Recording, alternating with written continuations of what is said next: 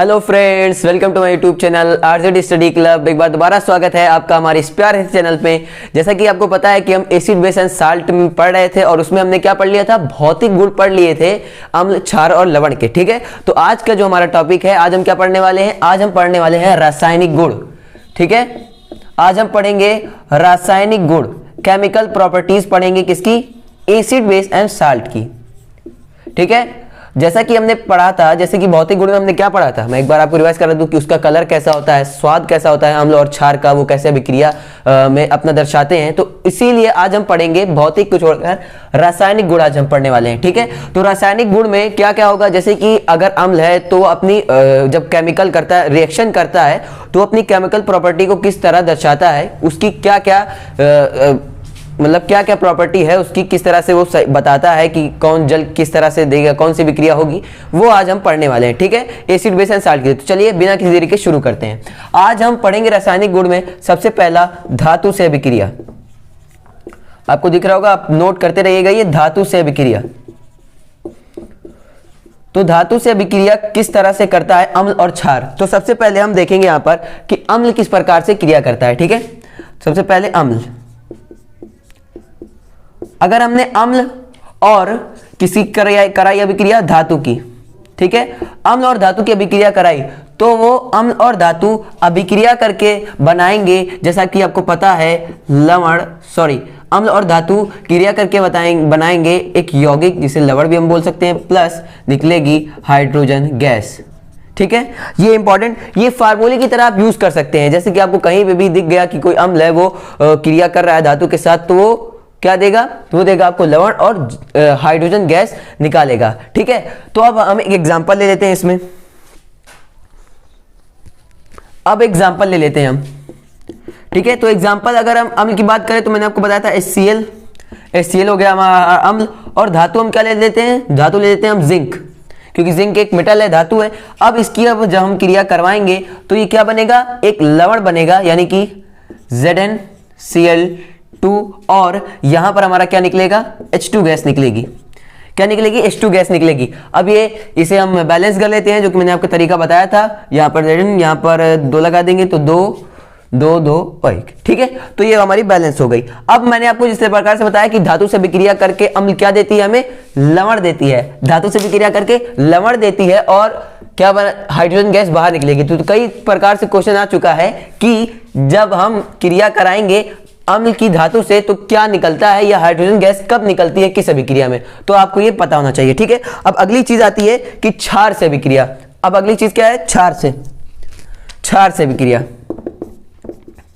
क्षार से, तो भाई क्षार से क्या होता है, यहां पर अगर हम क्षार से कराएं अभिक्रिया तो क्या होगा, देखिए आप यहां पर, तो क्षार से अभिक्रिया में क्या होगा कि क्षार प्लस धातु, इसमें भी क्या होगा भाई, क्षार और धातु मिलके वही लवण ही बनाएंगे, और इस बार भी हमारी हाइड्रोजन गैस निकलेगी।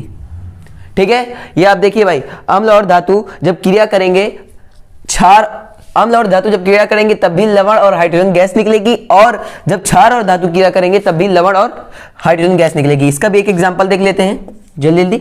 एग्जाम्पल इसका क्या देख लेते हैं, क्षार की मैंने बात की थी, NaOH ले लिया आपने।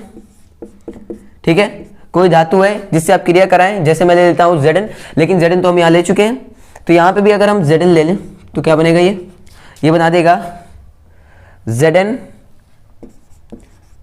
NaO plus H2।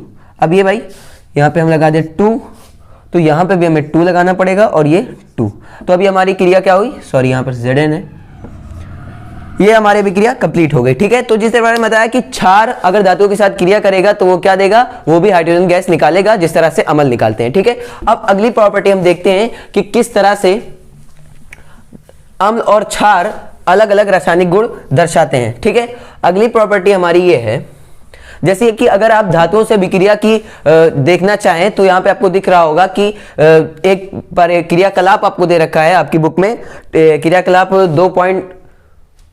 2.2 है ये क्रियाकलाप। उसमें ये दे रखा है कि हाइड्रोजन गैस किस तरह से परीक्षण किया जाता है। मतलब अगर हमें ये अभिक्रिया करा रहे हैं तो हम हाइड्रोजन गैस का परीक्षण कर रहे हैं, यानी हाइड्रोजन गैस निकल रही है। तो अगर हमें किसी विलेन से हाइड्रोजन गैस को निकालना होता है तो हम यही अभिक्रिया अम्ल या क्षार से करा देते हैं, तो हाइड्रोजन गैस निकल जाती है। आपको यहाँ देख रहा होगा, ठीक है। अब अगली आती है रासायनिक गुण अम्ल और क्षार का। उसमें हम लेंगे कार्बोनेट और बाइकार्बोनेट, कार्बोनेट और बाइकार्बोनेट से अभिक्रिया, कार्बोनेट और बाइकार्बोनेट से अभिक्रिया, ठीक है। तो सबसे पहले आपको ये पता होना चाहिए कि कार्बोनेट क्या है हमारा भाई। तो कार्बोनेट CO3 होता है, आपको पता होना चाहिए। और बाइकार्बोनेट जिसमें हाइड्रोजन लग जाता है वो हो जाते हैं बाइकार्बोनेट, ठीक है। तो कार्बोनेट और बाइकार्बोनेट से किस तरह अभिक्रिया करेगी, तो सबसे पहले हम देखते हैं अम्ल में, अम्ल किस तरह से क्रिया करता है कार्बोनेट से। तो हमने ले लिया अम्ल, ठीक है, प्लस कार्बोनेट। जब अम्ल कार्बोनेट के साथ अभिक्रिया करेगा तो वो हमें देगा लवण, ये लवण plus CO2 gas plus H2O अर्थात जल, ठीक है। तो अब इस बार ये हमें मिला है फार्मूला जो कि इंपॉर्टेंट है। क्यों? क्योंकि अगर आपको कोई भी तत्व दे दिया और अम्ल की कार्बोनेट के साथ अभिक्रिया कराई तो क्या होगा, वहां पर लवण, CO2 और जल निकलेगा। इसका फटाफट एग्जांपल देख लेते हैं। ये कार्बोनेट किसके होते हैं? ये होते हैं धातु कार्बोनेट होते हैं। इट मींस यहां पर धातु कार्बोनेट, ठीक है। तो सबसे पहले अम्ल अगर धातु कार्बोनेट के साथ क्रिया करेगा तो अम्ल मैं ले लेता हूं HCl मैंने ले लिया यहां पर, NaCO3, ठीक है, सोडियम कार्बोनेट। और इसके साथ क्रिया करके ये देगा, क्या देगा, ये लवण देगा। ये तो पक्का बनेगा, CO2 प्लस H2O बनेगा ही बनेगा, ठीक है। तो अब यहां पे हमारा क्या बनता है सब, कार्बन CO2, तो ये हो जाएगा यहां पर NaO, यहां पर हमारा लवण बनेगा, सॉरी NaCl यहां पर बन जाएगा, ठीक है। तो यहां पर अम्ल के साथ जब हम धातु कार्बोनेट की क्रिया कराएंगे तो वो लवण, CO2 और जल बनकर हमारा तैयार हो जाएगा। अब बाइकार्बोनेट को, तो अम्ल धातु कार्बोनेट के साथ क्रिया करके क्या बनाती है, लवण, जल और कार्बन डाइऑक्साइड बनाती है। अब अगर हम ले लें यहां पर कि अम्ल प्लस बाइकार्बोनेट, धातु बाइकार्बोनेट है, ये आपको पता होना चाहिए कि धातु से ही मिलकर ये कार्बोनेट बने हैं, ठीक है। क्या बनाएंगे, ये बनाएंगे लवण, CO2 और H2O, यानी कि ये फिर से वही चीज हो रही है। अगर बाइकार्बोनेट लेंगे तब भी यह क्या बनेगा, यही बनेगा। अब फटाफट एग्जांपल इसका देखते हैं। एग्जांपल क्या है, HCl हमने फिर ले लिया। यहां पर बाइकार्बोनेट मैंने बताया अगर आप उसमें हाइड्रोजन जोड़ देंगे, तो मैंने यही किया, हाइड्रोजन जोड़ दिया तो ये हो गया सोडियम बाइकार्बोनेट। और इसकी क्रिया जब मैं कराऊंगा इससे तो क्या बनेगा हमारा, NaCl बनेगा, फिर से नमक प्लस क्या होगा, CO2 प्लस H2O। इस बार हम देख लेते हैं, हमारी ऊपर वाली भी मैंने बैलेंस नहीं किया, आप तो बैलेंस कर लेंगे, जान जाएंगे आएंगे। और इसे भी इस तरह से बैलेंस करके ये चीज आएगी, ठीक है। अम्ल बाइकार्बोनेट के साथ लवण और CO2 और H2 बनाता है। अब यहाँ पर एक इंपॉर्टेंट पॉइंट, मैंने यहाँ पर क्या बताया कि कार्बोनेट और बाइकार्बोनेट अभिक्रिया कर रहे हैं। रासायनिक गुण अम्ल और क्षार दोनों का बता रहा हूं। तो अम्ल के साथ तो ये क्रिया करता है, चाहे वो कार्बोनेट हो या वो बाइकार्बोनेट हो, वो किसके साथ क्रिया तो करेंगे, अम्ल के साथ क्रिया करते हैं। लेकिन ये दोनों चीजें क्षार के साथ क्रिया नहीं करती हैं, ठीक है। इंपॉर्टेंट पॉइंट, क्या बाइकार्बोनेट और कार्बोनेट क्षार के साथ क्रिया नहीं करते हैं, ठीक है। वो कोई अभिक्रिया नहीं होगी उनसे जब हम इन दोनों की क्रिया कराएंगे क्षार की। लेकिन जब अम्ल से क्रिया कराएंगे तो क्या बनेगा हमारा, CO2 लवण और जल बनेगा, ठीक है। CO2 लवण और जल बनेगा, ठीक है। अब अगली चीज क्या आती है भाई, जैसे कि मैंने आपको बताया था कि हाइड्रोजन का परीक्षण हमने कैसे किया था, जब हम धातु से अभिक्रिया कराते हैं तो क्या होता है, धातु से क्रिया कराते हैं तो हाइड्रोजन गैस निकलती है। तो इसका हम एक्सपेरिमेंटल यूज इस तरह से करते हैं कि जो क्रियाकलाप 2.2 में मैंने आपको दिखाया था कि हाइड्रोजन गैस को निकालते हैं उस तरह से। और इसी में अब जब हम धातु कार्बोनेट या बाइकार्बोनेट की अभिक्रिया कराते हैं अम्ल और क्षार से, तो वहां पर हमारा जो परीक्षण होता है वो CO2 का होता है, यानी कि CO2 को निकाला जाता है, ठीक है। ये भी इंपॉर्टेंट पॉइंट था जो मैंने आपको बता दिया। अब अगली चीज जो मैं आपको लवण के बारे में बता चुका हूं वही है कि अगर अम्ल और क्षार, अम्ल प्लस क्षार खुद ही क्रिया करेंगे, एक दूसरे से जुड़ जाएंगे तो क्या बनेगा। तो अब आपको सिंपल पता है कि अम्ल और क्षार मिलकर भी लवण और जल बनाते हैं। ठीक है, क्या बनाते हैं, लवण और जल बनाते हैं। ये तो भाई सिंपल परिभाषा भी मैंने आपको लवण के बारे में बताई थी कि अम्ल और क्षार की परस्पर क्रिया से किसका निर्माण होता है, अम्ल का निर्माण होता है, अम्ल और क्षार की परस्पर क्रिया से। ठीक है, कैसे, इसका एक एग्जांपल ले लेते हैं। इसका एग्जांपल ले लेते हैं भाई, मैंने आपको वहां पर भी बताया था कि HCl प्लस NaOH, तो ये क्रिया करके क्या बना देगा भाई, NaCl प्लस H2O। ये तो फिक्स है, ये बनना ही है। और लवण हमारा क्या बन के जाएगा, नमक, जिसे हम कहते हैं NaCl। ठीक है, अब इस अभिक्रिया को उदासीनीकरण अभिक्रिया भी कहते हैं। ठीक है, क्या, उदासीनीकरण अभिक्रिया। ये क्या होता है भाई, उदासीनीकरण।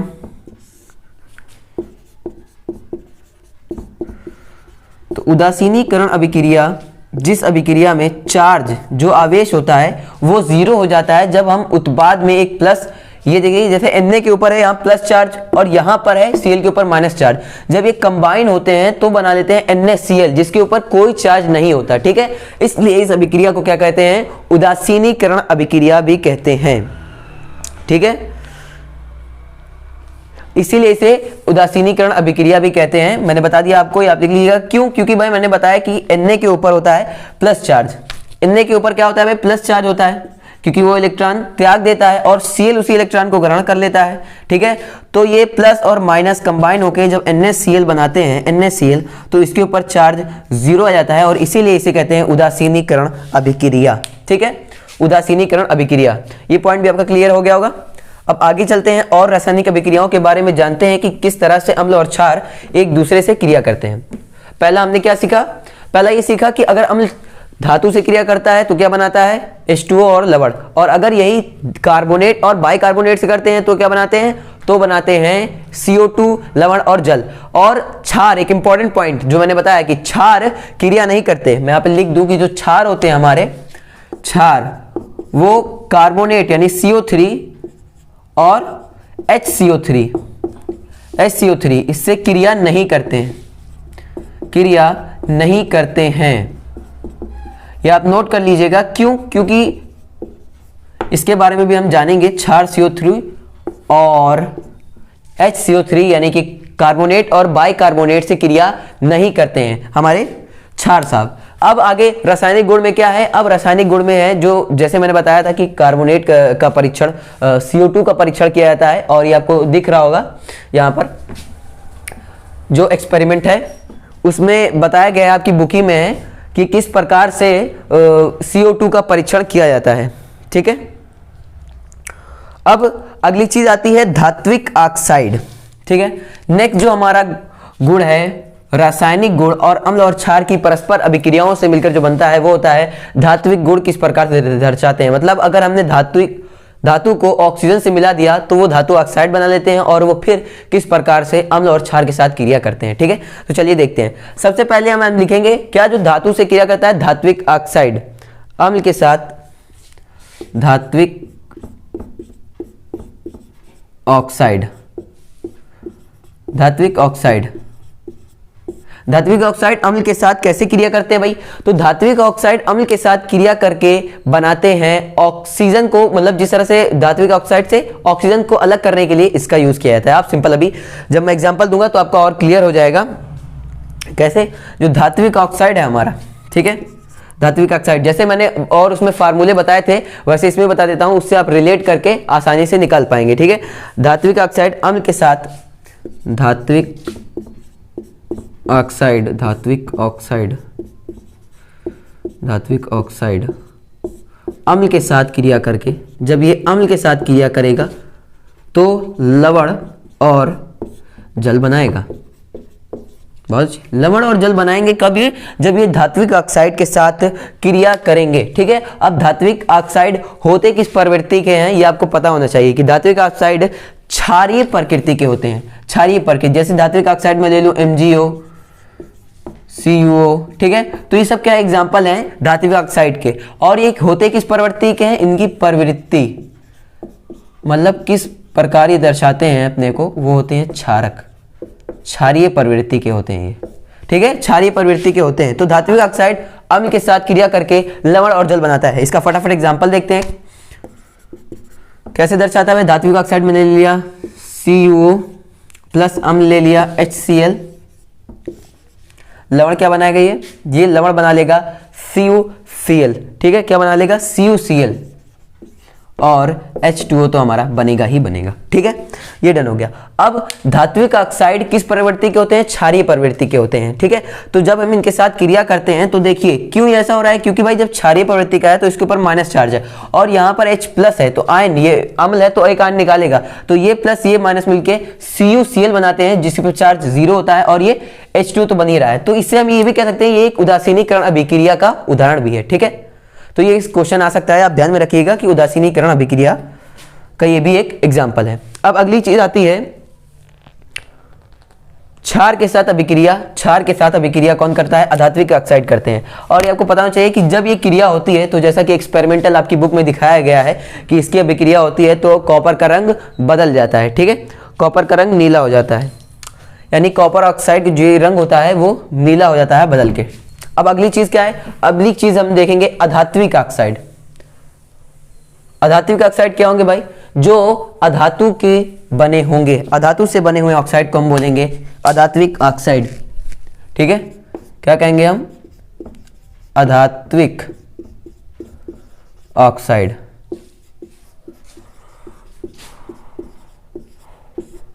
अधात्विक ऑक्साइड ये क्या भाई, आप अधातु को ले लीजिए और उसे ऑक्सीजन से जब अधातु मिल जाते हैं तो क्या होती है, तो वो बन जाते हैं अधात्विक ऑक्साइड, ठीक है। जिनके एग्जांपल मैं आपको बता दूं, अधात्विक ऑक्साइड जैसे हमारा सबसे बड़ा अधात्विक ऑक्साइड CO2 खुद है, क्योंकि भाई ये अधातु है, उसके साथ ऑक्सीजन जुड़ गई है तो क्या हो गया, ये अधात्विक ऑक्साइड हो गया।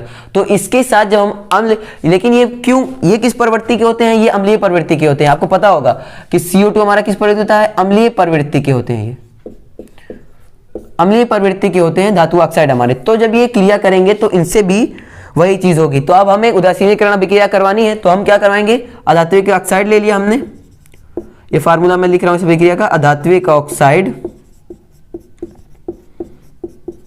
ऑक्साइड ले लिया, प्लस हमारा क्या रहेगा भाई, अम्लीय प्रवृत्ति का है जो कि क्षार से हम करवाएंगे, क्योंकि ये अम्लीय प्रवृत्ति का है तो अब इसकी अभिक्रिया हम करवाएंगे क्षार से। वहां वो क्षारीय प्रवृत्ति का था इसलिए हमने उसकी अभिक्रिया किससे कराई थी, अम्ल से, ठीक है। अब अधात्विक ऑक्साइड क्षार के साथ क्रिया करके लवण और जल देगा, यानी कि ये क्या आप एक बता रहे हैं, ये उदासीनीकरण अभिक्रिया एक बार फिर से दर्शाएंगे। इसका भी आप एग्जाम्पल देख लीजिए। अधात्विक अभिक्रिया का कैसे मैंने बताया कि अधात्विक ऑक्साइड जो है वो क्षार के साथ क्रिया करके लवण और जल बनाएंगे, ठीक है, लवण और जल बनाएंगे। तो अधात्विक ऑक्साइड हमें पता है कि CO2 है, क्षार हम ले लेते हैं CaOH2 का होल ट्वाइस, ठीक है, कैल्शियम हाइड्रोक्साइड। अब ये क्रिया करके जल तो बनना ही है हमारा, ठीक है, जल हमारा बनेगा ही। अब इसके साथ क्रिया करके ये हमारा H2 और O ये हमारा निकल गया, तो अब ये बना देगा यहाँ पर CaCO2, ठीक है, CaCO2 बन जाएगा हमारा प्रोडक्ट, ठीक है। CaCO एक सेकंड, यहाँ पे हाइड्रोजन कितना है, 2 4, CaCO3, ठीक है, कैल्शियम कार्बोनेट बना देगा यहाँ पर हमारे लवण के रूप में, ठीक है। तो एक बार मैं इसे फिर से बता दूं कि अधात्विक ऑक्साइड कैसे होते हैं, जो अधातु के साथ ऑक्सीजन क्रिया करके अधात्विक ऑक्साइड बनाता है उसे हम कहते हैं अधात्विक ऑक्साइड। और ये किस प्रवृत्ति के होते हैं, अम्लीय प्रवृत्ति के होते हैं, इसलिए हमने यहाँ पर अभिक्रिया करा दी क्षार से। अब अधात्विक ऑक्साइड क्षार से क्रिया करके लवण और जल बनाता है, यानी कि CO2 है हमारा अधात्विक ऑक्साइड, ये हमने ले लिया हमारा क्षार और इसने अम्ल और लवण और जल बना दिया, ठीक है। आप इसे नोट कर लीजिए, अम्ल और जल लवण और जल हमारा तैयार हो गया है। तो हमने क्या पढ़ा भाई, जितनी भी अभिक्रियाएं मैंने बताई हैं आपको उसमें लगभग लवण और जल बने। तो ये सब जो प्रॉपर्टी है वो लवण की भी प्रॉपर्टी है। यहाँ पे हम दो चीज डिस्कस कर रहे हैं, एक तो अम्ल और क्षार के रासायनिक गुण के बारे में बता कर रहे हैं कि किस तरह से एक दूसरे से क्रिया करते हैं, और दूसरी चीज हमें लवण कैसे बनाना है ये सारी बताए। लवण आप चाहें तो कार्बोनेट से करा दें तो भी लवण बनेगा, धातु से करा दें तो भी लवण बनेगा, अगर आप धातु ऑक्साइड से करा दें तो भी लवण बनेगा, धात्विक ऑक्साइड से आपने कराया तो भी लवण बना, और अम्ल और क्षार की परस्पर अभिक्रिया खुद कराएंगे आप तो क्या बनेगा, लवण और जल बनेगा। ठीक है, तो ये आपको याद रखना है कि हम क्या इंपॉर्टेंट चीजें पढ़ रहे हैं जो हमें आगे काम आएगी। अब जलीय विलयन में अम्ल क्षारक क्या होता है? जलीय विलयन में अम्ल क्षारक मैं आपको बता चुका हूं, लेकिन एक बार फिर से रिवाइज कर देता हूं। अम्लीय विलयन में, अब रासायनिक गुण तो लगभग कंप्लीट हो गया है, लेकिन उसी के अंतर्गत ये भी आता है कि अम्लीय विलयन में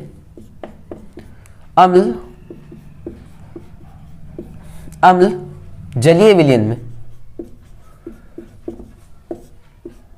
किस प्रकार अपनी प्रवृत्ति को दर्शाएगा ये देखते हैं। मैंने आपको बताया था कि अम्ल का एग्जाम्पल लिया था मैंने HCl, ठीक है। अब मैंने बताया था कि इसे जैसे ही हम जल में मिलाएंगे, ठीक है, तो ये क्या करेगा, H+ को बाहर निकाल देगा, ठीक है, और Cl- अलग हो जाएगा। तो अब ये जो जलीय, जैसे ही हमने इसे जल में डाला तो इसने ये अभिक्रिया दर्शाई कि H+ अलग हो गया, और इसीलिए मैंने क्या बताया था कि लुईस अवधारणा के अनुसार इसीलिए अम्ल कहते हैं इसे, क्यों, क्योंकि ये H+ आयन को बाहर निकाल देता है। ठीक है, ये H+ आयन को बाहर निकाल देता है। अब अगर हम बात करें कि H+ आयन जलीय विलयन में होते कैसे हैं, तो मैंने बताया था कि जो हमारा H+ आयन निकला है, ये हमने अभिक्रिया H+ आयन निकला, अब H+ आयन को आप ले आइए इधर और इसी की अभिक्रिया करवा दीजिए आप H2O से। इसी की जो हमारा H+ बना था उसी को हम ले आए अभिकारक के रूप में, और उससे हम अभिक्रिया किसकी करा रहे हैं, हम करा रहे हैं अभिक्रिया H2O की, जल की अभिक्रिया करा रहे हैं, तो ये बन जाएगा H3O पॉजिटिव। H3O पॉजिटिव बना देंगे जिसे बोलते हैं हाइड्रोनियम आयन। ये इंपॉर्टेंट है, हाइड्रोनियम आयन क्या है, तो हाइड्रोनियम आयन ये होते हैं क्या, जब जो हमें अम्ल मिला है, अम्ल से निकला है H+ hydrogen ion, hydrogen ion को जब हम क्रिया कराते हैं जल के साथ तो हमारा क्या प्रोडक्ट बनता है, हमारा बनता है हाइड्रोनियम आयन, जिसे कहते हैं H3O+, ठीक है, H3O+। अब इसकी क्रिया अगर हम देखें, यहाँ पे क्या ये अम्ल की तरह बिहेव कर रहा है। एक और एग्जाम्पल मैं ले लूँ, आपको डिफाइन हो जाए ताकि अच्छे से। HCl को मैंने ले लिया, ठीक है, प्लस H2O को करा दिया वैसा, तो क्या बनेगा यहाँ पर, ये भी हाइड्रोनियम आयन की तरह बिहेव करेंगे। कैसे, ये देखिए यहां पर बन जाएगा हमारा HCl और H3O+ अलग हो जाएगा। कैसे, H3O+ तो बन जाएगा क्योंकि यहां पे एसिड है और उसकी अभिक्रिया हम किससे करा रहे हैं, जल से करा रहे हैं, ठीक है, और Cl- अलग हो जाएगा। मतलब ये एकदम उसी की तरह अभिक्रिया जैसे हमने HCl में पढ़ा था और अम्ल के साथ हो रही थी, उसी प्रकार ये भी होगी। ठीक है, तो अम्ल का जलीय विलयन भी हमने आज पढ़ लिया दोस्तों। तो आज की हमारा यहीं पे टॉपिक कंप्लीट होता है। अब हम आगे पढ़ेंगे पीएच के बारे में कि किस तरह से पीएच काम करता है, अम्ल और क्षार की अभिक्रिया में वो किस तरह से भाग लेता है। तो आज के लिए इतना ही। अगर आपको वीडियो पसंद हुई तो लाइक शेयर जरूर कीजिएगा, चैनल को सब्सक्राइब कर लीजिए क्योंकि यहाँ पर आप क्लास 10th की हर चीज पढ़ सकते हैं। तो आज के लिए इतना ही। आपको विश्वास नहीं होगा कि वाह सर इस दिन के लिए आप पढ़ाई करवा रहे थे क्या। यस, इसीलिए जब मैं बोलता हूँ ना कई बार कि जब आप थोड़े से बोलते ना काम कर